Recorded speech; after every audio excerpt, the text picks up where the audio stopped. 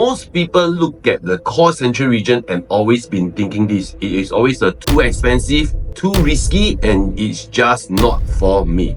But what if I told you today, the problem has never been at CCR. It was how the previous batch of people actually really understand about core central region. Okay, so today I'm going to break down something which I call this the 5M framework. And once you actually get to see this, you will definitely start to realize that CCR may be entering in its next cycle. And then let's just be very clear about this first. All CCR did have their own sets of problems. Some projects are actually segmented. Some even lost tons of money, which I really means a lot of money. So the question is not whether CCR is good or bad, okay? The real question is what really went wrong before and what has already changed in today's property dynamic. And that is where exactly the 5M framework actually will show you every single step by step. Let's move on with the first M, the mindset of the government. In Singapore, property is not a want, it is actually a need. So am I also right to say that this is actually very important? As long as there is something which is a need and people can afford, there will always be demand. And this is why the government focused so heavily on livability, planning and sustainability. So when people ask, is 2,500 PSF or even 3,000 PSF or even at 3,000 PSF, is it really that expensive? So this leads us to the second M, market safety. Market safety is not just about prices today. It's about whether the system itself can support the prices. Meaning to say that, can the income actually keep up with it? And is there a safety buffer? So when income grows stronger than property prices, the market becomes very stable. But here's where most people got it all wrong.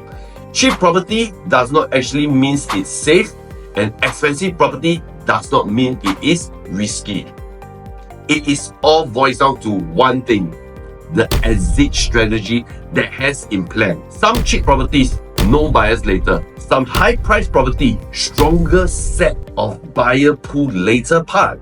And this is what I term as market safety. And this is where things get really interesting. The OCCR actually has two major key problems over here. The first one is always the demand problem and the price gap between the OCR, RCR and CCR. It was just simply way too big. So what actually happened? People cannot have societal progression. People can't upgrade. Progression actually breaks from here and then the demand actually weakened for the CCR region. And on top of that, a lot of reliance are on this foreign purchaser. So when one segment actually disappears, the demand actually collapses. Number two, which is the product problem.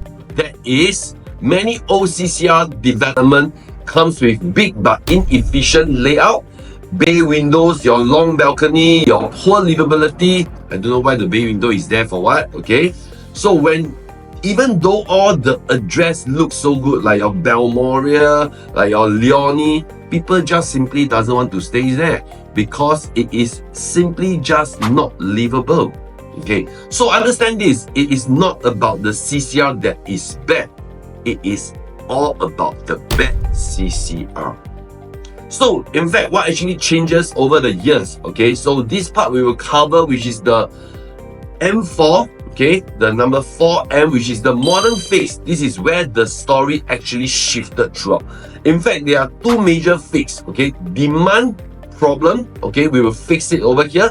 Decentralization did not actually kill the core central region. It actually helped the entire market grow. So OCR grow, your RCR also grow, and then capital actually builds up along the way.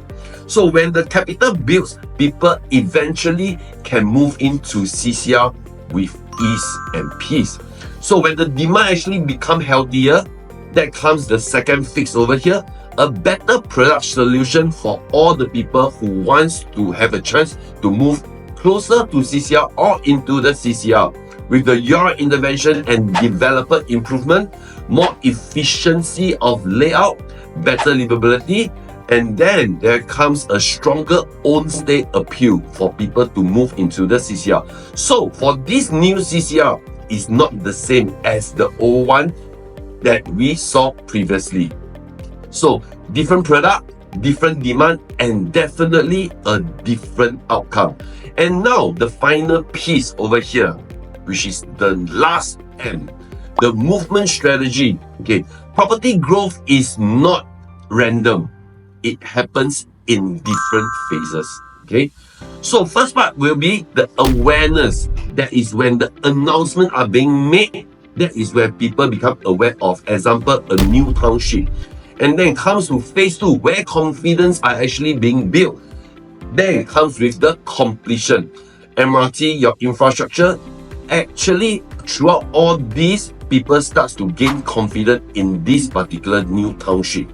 And the third one will be the real demand. Population actually comes in, such as your schools, your lifestyle, your shops, and that is where your real demand comes in and kicks in. So the key question is, which phase are you entering now? Because entering at the right phase changes almost everything. So when you combine all these 5 N together, the mindset, the market safety, the mistake of the old CCR, modern fix, and your movement strategy, you will start to see why the next CCR cycle may just look so much different. I'm not saying that CCR is actually for everyone out there, but if you're someone already owning a property, thinking about the next move and looking at the long-term proposition, then this is something you need to understand properly. Because the difference is not buying or not buying, it is buying the right things at the right time. If you want to actually understand how this applies to your existing situation, feel free to drop me a DM and I will walk you through it, or comment 5N and I will send you a thorough breakdown.